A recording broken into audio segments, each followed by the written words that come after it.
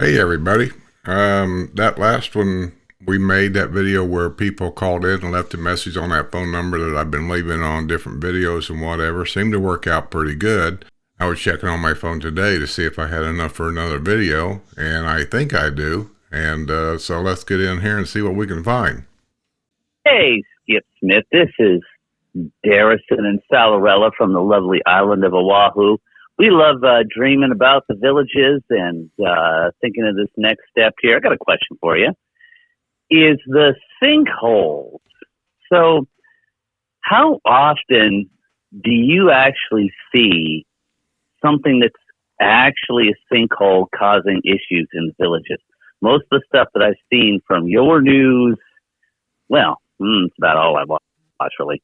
But how much do you see that there's an actual issue with sinkholes in the area that the villages is in? I understand Florida does have sinkholes, but most of the stuff that I've seen is some kind of a plumbing issue. Something goes wrong, it gets neglected, and it causes erosion in there. So does the villages actually have any sinkhole issues, or is it more just some kind of a plumbing issue that needs to get fixed? Anyway, thank you very much. We'll try to think of some more questions and throw them out here. And I'll talk to you soon. Cheers. Well, that's kind of a difficult question for me to answer because I'm not in the business of keeping track of it. But to be honest with you, the sinkhole issue is the whole central part of Florida because the Florida sits on a limestone base. And it's very porous, and so the water that seeps into the ground from either rainwater or the ocean seeping in, but mostly it's rainwater and things like that. It washes the limestone away or erodes it, and as it gets eroded, it caves in. When it caves in, it's a sinkhole.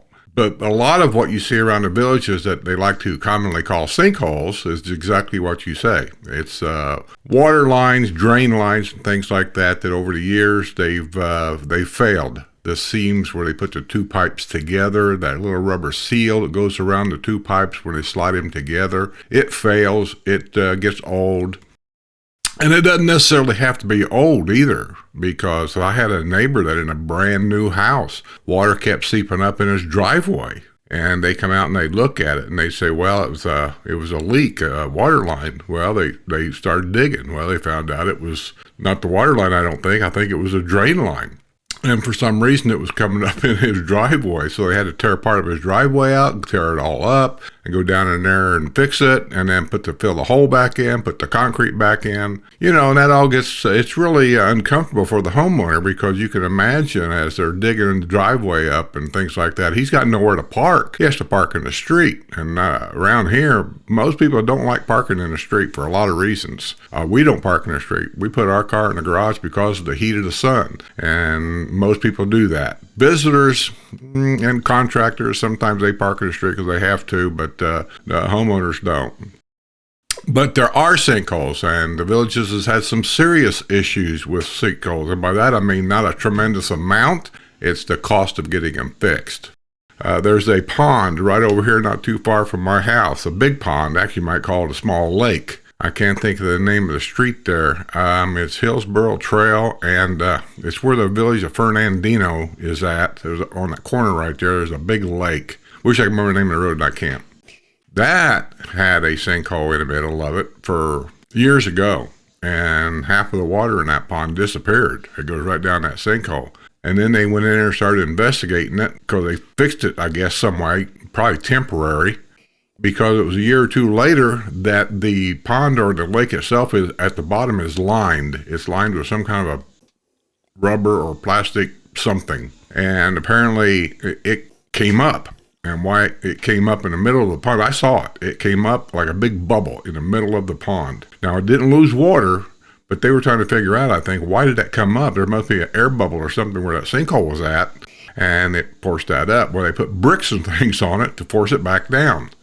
And then it broke or something, and then the sinkhole opened up again. And then they went in there this last time, and I think they pretty much fixed it permanently because there hasn't been a problem there since. Another big area where there was a sinkhole problem was where the old Hacienda Country Club was at.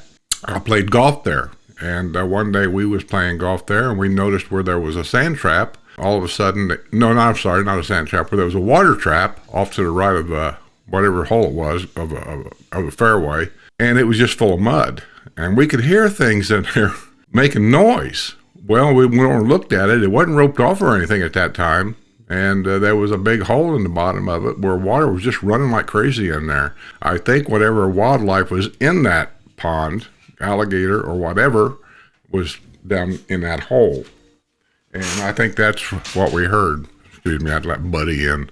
And so, yeah, they have sinkholes. And that sinkhole popped up 4 or 5 or 6 times. And the last time I was there, they had that whole fairway closed because you could see a straight line across that fairway where the big sinkhole was over here where the pond was once at. Now it's gone. And then you can see another dropping 10 feet away. And then 10 feet over from that one was another hole.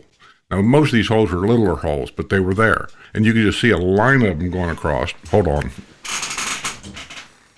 So then they finally got it all fixed, I guess, somehow, some way. The pond is gone. They filled it full of dirt and sand and planted a couple of trees in it and some bushes and flowers, and that's it. And it's gone. And then shortly after that, they offered to sell at the country club to the residents of that district. But because that district took on a restaurant that was once over there and they bought it, and it ended up being a fiasco. The building was bad. There was all kinds of problems. And now they didn't trust the developer on buying this country club. And I don't blame them. So they said no to it. So the developer tore it down. And I think to this day, I think he's building houses up there. Maybe he's already got them built where the country club was once at. Maybe it was villas of some kind or another. I ain't been up there in a long time. But I did video of it when they tore it down, so you can see that. But anyway, yeah, we have sinkholes here. When I first moved in here in Hillsboro, Evans Prairie Country Club is behind me. And it wasn't, I'll say within that first year, in the middle of the parking lot, they had it roped off. And now they said, I don't know, they said it was a sinkhole. And you could see where the pavement itself had a hole in it. And you could see where the asphalt had sunken in. And so they had it roped off, a wide rope around it to be safe, and they didn't allow anybody to go over there, park or otherwise. So, yeah, we do have sinkholes, and they do pop up, it seems like, regularly. I always say, look at these sinkholes as like a tornado in the Midwest. You know they're there. You just don't know where they're going to come out at. You just don't know when it's going to happen next, and that's the same thing here. We know sinkholes are here. We just have no idea where they're going to pop up at. Anywhere. There's no place here that's exempt from a sinkhole. I don't care if it's $1 million house or a $200,000 house. A sinkhole could suck your property right up. Now, speaking of that, let me just bring this up real quick, and I won't really get in depth to it, but if you're going to be a new homeowner, you really need to check on this. Catastrophic ground collapse insurance is required by the state. You have to have that. So any insurance company that you get a hold of to insure your house, that's part of that policy. They don't ask you about it. It's got to be in there. That's a law. Sinkhole insurance, on the other hand, is something it's a right, you have to ask for that. And I recommend make sure you have that. And here's the difference that I can tell you real quick what the difference is. Catastrophic ground collapse is when you have possibly a sinkhole, who knows what it is, but it does not make your home unlivable. It could be, say, part of your driveway could be sunken in, but the home itself is fine. Now, who determines this? Well, that's whoever is in charge of all this in your district. It could be a fire marshal. It could be whoever's in your area that covers this kind of thing. They're trained for this. And your insurance will only pay for sinkhole insurance, which could include a few days in a hotel or whatever the case may be, if the person in charge of those determinations of a sinkhole or catastrophic ground collapse decides that this is a sinkhole. Right away, that means your house is deemed unlivable, and you have to get your belongings, if they'll let you in to do it, and get out. At that point, that's your sinkhole insurance. If you can still live in the house, even though there's a problem out there in the front yard, that'll come under catastrophic ground collapse. The big difference between the two is going to be your copay. Sinkholes here can cost, I don't even know, I've heard as much as $100,000 depending on the size of it to get it fixed. If you have, say, $20,000 of sinkhole insurance, you're going to be held responsible for the other $80,000. I mean, that's just the way it's going to be. So get whatever you can afford, because a little bit's better than none. Okay? Appreciate the call. Thanks. Let's try another one. Yes, we do odor removal, and quite a few times in a year we get calls into the village neighborhood, and hopefully you can let your viewers know that if you had smoked in your home or buying a home that has been smoked in, do not paint before you remediate the issue. Do not paint thinking you're going to get rid of the smell of the tobacco from all the chemicals, because that's not, it will come back through the new paint. Please do yourself a favor and remediate the smoke smell first before you paint. I'm just trying to help your viewers, and hopefully it might help a couple people. Okay. Yeah, he's asking about if anybody smokes in their house or whatever, that if you have, don't like the smell or whatever, you have to get your house remediated or something, or your house gets on fire. I don't know too much about it, all this and that. There's all kinds of paints out there now that's supposed to kill the smell, like Kills is one of them, and different things. So whether they all work or not, I don't know. I've had to have my house remediated twice. One time is the house did catch fire in a small area, and the insurance did it. I didn't do it. The insurance sent some kind of a house fire remediation system into my attic, and they went up there and they not only sprayed stuff in there, but they also painted part of my attic to get rid of all that smoke smell. And like I say, I don't know what they used or anything, but I can tell you that it did work. We had no problem with that.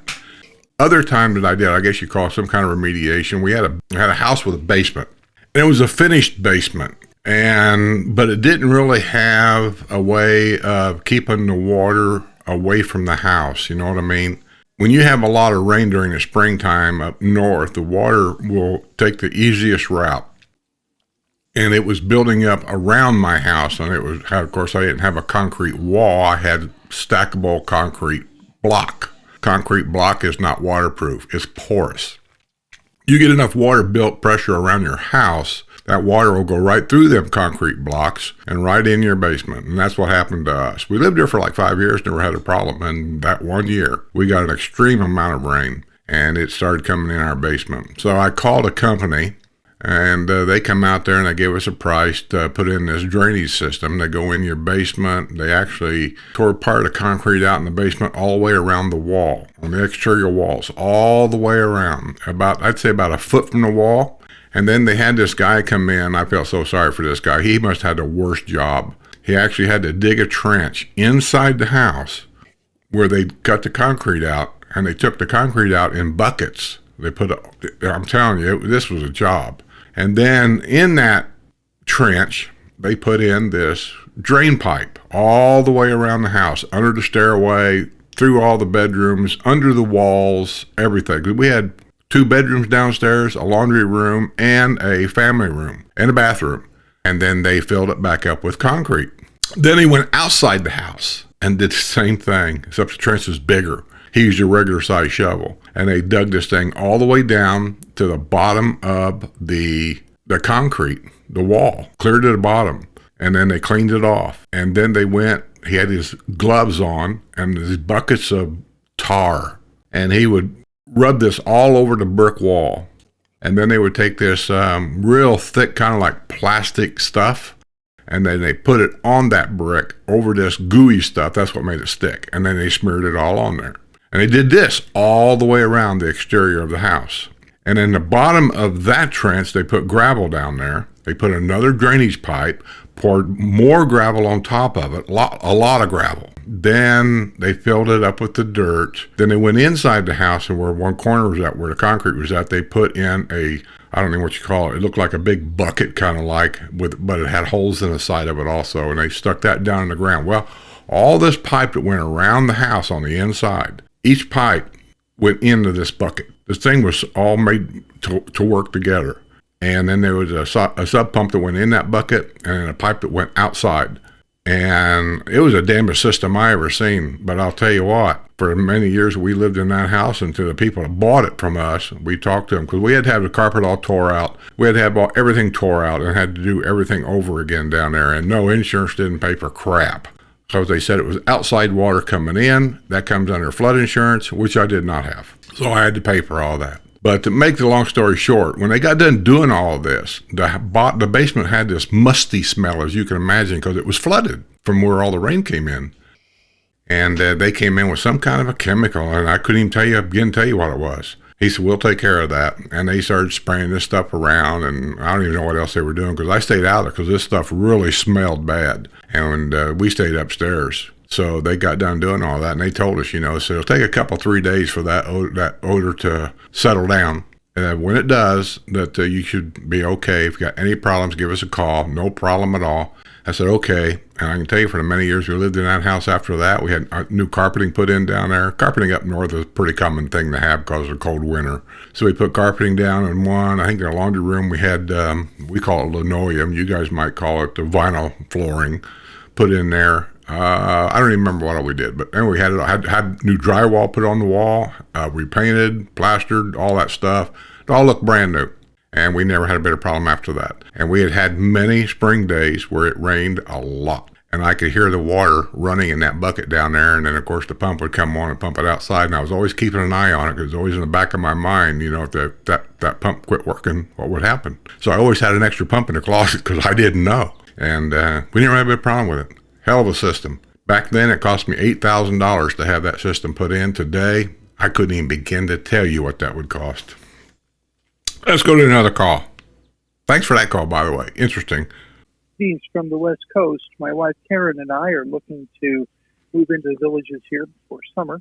Loved your last live call video. That was fantastic information about how you moved down there and giving up so many things. That's what we did too, man. We got rid of so much of our stuff. It was incredible how much we donated. It's mind-boggling to me. So anyway, I'm sure much less than you had to give up. But now I have an interesting question. We're looking, and we have dogs, so we need to have a fence in the backyard. That's important to us. But the other thing is, we really want to make sure we have a 2-car garage. I just can understand how much the sun and the elements in the summertime can just destroy an interior of a car and fade the paint. So I'm not seeing as many of those 2-car garages and fences available near between the sixes. What would you recommend in terms of that 2-car garage? And is it okay if you don't have room for your golf cart to leave it in your driveway? Thanks a lot, buddy. This is Larry from Oregon. Keep up the great work. God bless you, man. Bye-bye. Well, thanks for the call.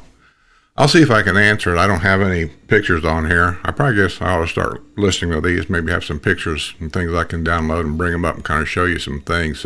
But you can go to the Village Realty webpage and look for things. Ira Miller's got a webpage, but they have verandas and some other home. I can't think of what they're called, but I know verandas have them where you can get fenced-in backyards, 2-car garages, and a golf cart garage.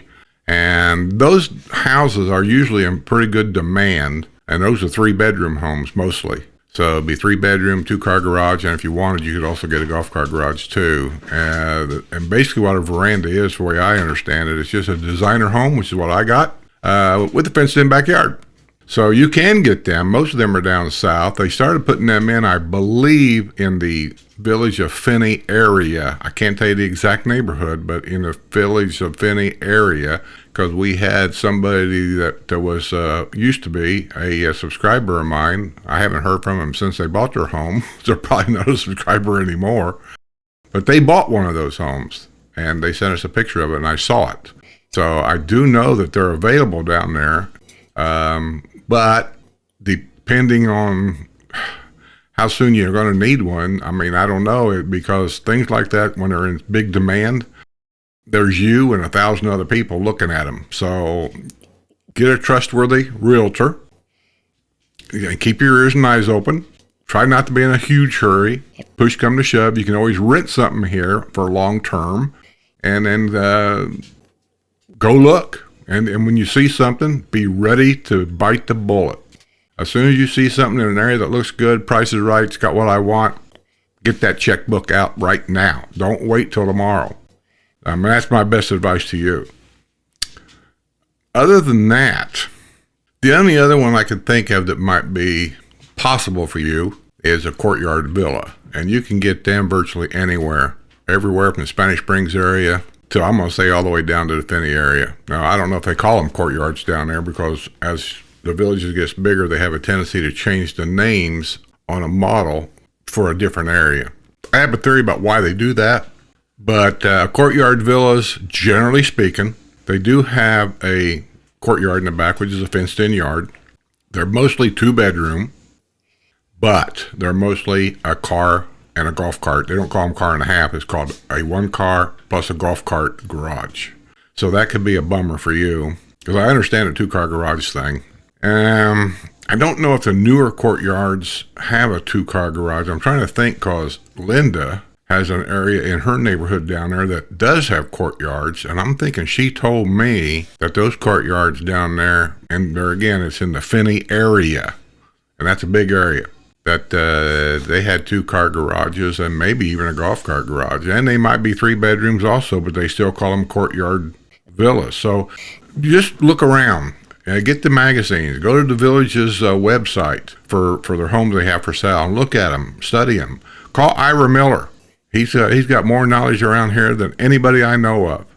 That's all you can do. I mean, that's all you can do. But what you're looking for is available. It is available. Price-wise, God, I don't know. Seems like $400,000 is about the average price on anything anymore, and it goes up from there. But the good news is I've heard from people that the price of these things are starting to come down. How far down? I don't know. And why they're coming down is probably because they've got an overload of homes now for some reason. I hear they got like 600 and some homes available to buy now.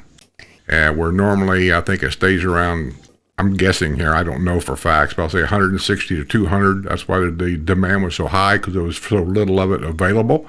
But now it's 600 or so homes that are available, and the prices are coming down because people are competing with one another to get their houses sold for a lot of reasons. So, just keep looking, man. Just keep looking, hanging in there. You'll find something. Let's go to another call. This is the first time I've been able to write down that phone number that you want us to give you feedback. I guess either on the show or just things in general about Sumter County. And I just, when I watch your news, I don't know, there's something gets in my craw about you giving out awards to people who make a hole-in-one on pitch and putt. That's almost like going to the, one of those resorts down in Orlando and playing putt-putt golf and making a hole-in-one there and getting all kinds of recognition and stuff like that. Those putt-putt there in the Villages, they were just made to do overload, take care of some overload or, people maybe who aren't real serious about the golf game. And I really don't think they need to be recognized for a hole-in-one on a little putt and pitch type course. Yeah, that's just my opinion. The executive courses, that's fine. And, the what do they call them? Big courses. I don't know. Or what they call those big courses. I can't hit. Well, there was, I kind of thought that too when I first heard the first pitch and putt they were going to install. And I was just wondering, what the hell is that? I took it as it was a way for somebody to practice their pitching and putting, because in the game of golf, you know what they say, you drive for show, you putt for dough. So the pitching and putting are like two of the most important things when it comes to golf. And so I thought that's what it really was going to be about, the guys going out there and practicing their pitching and putting. Well, and it may have been that that's the original idea of it, but over the years it's turned into something bigger to, I think it's not only that, but it's a way of people that's never played golf. They don't know anything about it. And it's a way for them to learn a little bit about the game, because the problem with new players playing on some of these golf courses, especially when snowbird seasons are in, they tie everything up. And they don't mean to. It's nothing they're doing on purpose to bother people. But if you have 4 people out on a golf course, and it's pretty common for 2 of them to be new to the game, they slow the play down. There's such a thing as a speed of play. And everybody should be moving through the golf courses about the same speed. Because otherwise people behind you are waiting, then you can see it's like dominoes, it gets backed up. If the average person can hit a ball on an executive course I'm talking about, the 9-hole courses. From the tee box, and most of them, not all, most of them are par threes. That means technically you should be on in one, on the green I'm talking about, and then 2 to putt to put it in that hole to have par. But we all know we're not all par players. I understand that. But if it takes you 2 or 3 shots to get on the green, and then it takes 3 and 4 putts to get in that hole, you can see where I'm getting. If everybody does that, it starts backing the game up. And people behind you are standing up or waiting for you to go. And you can say, well, the faster players go around. Well, here in the villages, especially in wintertime, you can't let nobody go around because they're not going to go anywhere because there's people in front of you. And it's lined up. I mean, the courses are full. So I don't know, I don't really have a problem with it. I don't go to pitch and putt courses. Oh, here's another one that's worked out. The pitch and putt courses has worked out as a decent place to take your grandchildren.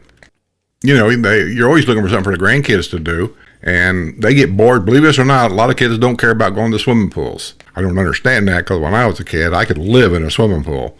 But they don't want to go to swimming pools, so you do other things. And, pitch and putt, I've seen a lot of people take their grandkids and go out and play a game of pitch and putt, I personally don't have a problem with it. And then keep this in mind, too. The reason why I report it is because I'm just reading you the news.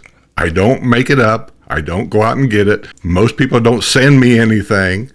I'm just reading the news. It's a week's worth of news, and I try to keep it down to a half an hour if I can.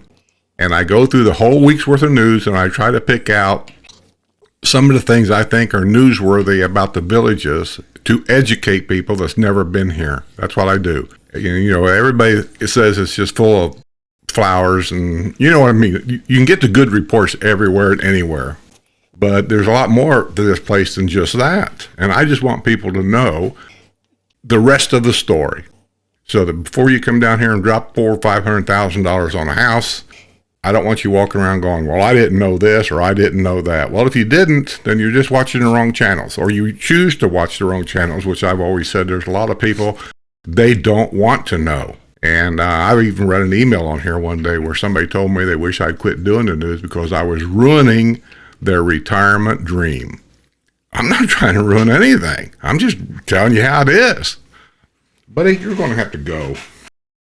So, I don't really have much of a problem with it. I really don't. This is an active adult community. You got grandkids that come down here, and you're always looking for something to do. It's getting more and more crowded. So, if the kids and the parents can get together, or grandparents can get together, and they go out to a place called Pitch and Putt, they've never played golf before in their life, and they're just kind of interested in it, and they have a good time, go out and have a dinner and a couple of drinks before they go home, I'm all for it. Would I do it? Only if I was with some guys and we just decided to go out together and practice our pitch and putt game. And it wouldn't be for score. It would just be just to practice our pitching and our putting to make it better for when we're playing a country club or something. That's what I would use it for. So I know everybody's got their cup of tea, but it doesn't really bother me all that much because you either go or don't go, one or the other. But I just read the news, and believe it or not, those things, for holes in ones and things, they don't discriminate. They're in the news. I reported one here 2 weeks ago, if you guys watched all that. The hole-in-one was done by a grandchild. He was like, I don't even know, 8 or 9 years old and got a hole-in-one on a pitch and putt course. Well, good for him. That's something he'll always remember. This is Craig from the Alachua County Visitors and Convention Bureau. We heard that you're interested in touring one of our little towns south of Gainesville near Payne's Prairie called Micanopy. Please give me a call back if you're interested in meeting up and doing some shops. My phone number is 352. Well, we won't get too far in that phone number. I know who that guy is. That's Craig Morrison, the Medicare guru. And yeah, we did talk about that on Porch Sitting, Sue and I. I had happened to seen this little town, Micanopy, or however they pronounce it. I know I'm pronouncing it wrong. And we thought about going up there. They're trying to take it. It's an old Florida town. I don't know much about it, but there's not a lot of old Florida left. There is, but there ain't. And that one's fairly close. It's up in just south of Gainesville, I think. And I thought about going up there and doing something different on a video of the villages just to kind of show you when you get outside the villages. This is what old Florida used to be. For a lot of people that's never been here, that they don't know. And if they come to the villages, they might think this is typically Florida, and it's not. It's slowly but surely, I think, turning into it, but it's not. There's still old Florida out there. And I thought about going up there and just doing a little walk around town, take some lunch up there or something like that. And I still may do it. I just haven't done it yet. So, Craig, I will call you. Trust me, buddy, I'll call you. I also got a call here from Bill. I did listen to it a while ago. It's political. So, Bill, don't take it to heart, but I'm not doing political stuff at all because I can't win. Everything I do here is to help the channel grow. And if I talk about anything political, no matter which side I take, if I take a side, and sometimes you have to, I lose half of the audience. It's a no-win situation for me, so I'm just not going to touch it. Scotty, this is Tony and Paul, and we love your program. Please don't discontinue. I'll look forward to it each week. Thank you. Keep it up. And don't leave your key in the golf cart. Bye-bye. Well, trust me, I don't leave my keys in my golf cart. I appreciate it. Appreciate the good sentiments about the show. I assume you're talking about the news when you say you look forward to it every week. I'm assuming that. So I don't intend to quit unless people quit watching. I've always told people, here's the thing to watch. If there's something you like, before I quit, it's all about the views. And everybody that goes to a video, you can see how many people's watched it. And I'm not talking about old videos. If they're a year and 2 years old, I could care less about them. I'm done with them. It's the new ones. And the news, the way I'm doing it now is fairly new. I've been doing the news for 3 years, but nothing like I'm doing it now. Now I'm adding a lot of stuff to it. And anyway, look at the views. I know that the last one I just put up was like 8,000 views in 24 hours. I would like to see that to get up to, say, 30,000 views in 24 hours. That's nearly not that many either when you think about it. The reason why I say that is because I did a video, a year ago. I called it the Villages Florida's Invasion, or the Invasion of the Villages Florida, something like that. That was the title. And then, of course, had a thumbnail. And I didn't even know this, my channel manager, which is WrestleMania, he called me up. He said, hey, that last video went viral. I said, what? I didn't know. Because usually once I post them, other than watching for the views and clicks and stuff, I don't pay attention to it. And so I did go look. It was like, I wanted to say something like within, I'll say like 4 days, 5 days, something like this. It had like 250,000 views. That's what I'm looking for. That's a home run. I don't know really what made that a home run other than the title, maybe. People took the title a different way, thinking maybe the aliens landed here. I don't know. Maybe that they call that clickbait. I try not to do clickbait, even though lately I've had probably a half a dozen people tell me there's nothing wrong with clickbait. Sometimes you got to do what you got to do to win. I just try to stay away from it. So anyway, that's what I'm looking for is that. Right now with the news, I'm looking to get 20 to 25,000 views within the first 3 or 4 days. And go another call. My name is Fred Clark. I live in Brooklyn Park. I don't actually live in the Villages. I want to let you know I thoroughly enjoy your videos. It's very informative. It lets me know what's going on. And I hope you keep it going for a long time. You have a great day. If you want to call me, great. Well, we'll leave that phone number out too. Well, I appreciate the good sentiments about that. I'm assuming he's talking about the news also. That's the phone calls for this week. I appreciate every one of them. I hope you guys get something out of it. In this video, pasted either up here or down here. I don't know where. I'll put the phone number for everybody to call if you want to call. And the way it works, I got this phone. And it's my phone. This is not one of those weird phone numbers that you can get off of Google. I don't trust that stuff. This is my phone. It's your private phone. And I usually keep it shut off. I don't know how many times it rings before you can put a voicemail in there. I haven't been able to find a setting for that. Or if I got it shut off, does it immediately go to voicemail? I don't know that either. I should know, but I don't know. So whatever it is, just let it ring until the voicemail picks up, and then leave your question, comment, or concern on there. And then every week, if I get enough of these, then I'll be doing a video like this to answer questions and give you my opinion about things, and we'll just see how it goes. So this will be the telephone calls number 2. and I appreciate all you guys for concerning it. So with that being said, I'll just simply say I'm going to get out of here. See you all on the other side, and always remember, don't leave that key in the golf cart. Just turn around and wave goodbye to your golf cart, to your golf cart. Oh, where's my golf cart?